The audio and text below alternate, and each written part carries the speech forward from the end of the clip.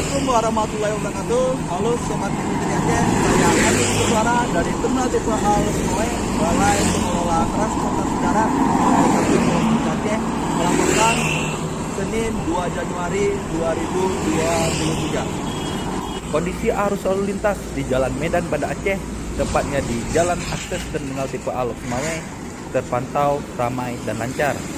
Dapat dilihat banyaknya volume kendaraan yang hendak menuju Banda Aceh. Selama libur akhir tahun, antusiasme masyarakat harus dapat terlihat dari lalu lintas di depan Terminal Tipe Al Soe, di mana pada hari-hari sebelumnya tidak begitu ramai dibandingkan pada saat libur panjang. Kami menghimbau kepada para pengguna jalan untuk selalu berhati-hati, istirahat apabila lelah, gunakan sabuk pengaman, dan patuhi rambu lalu lintas.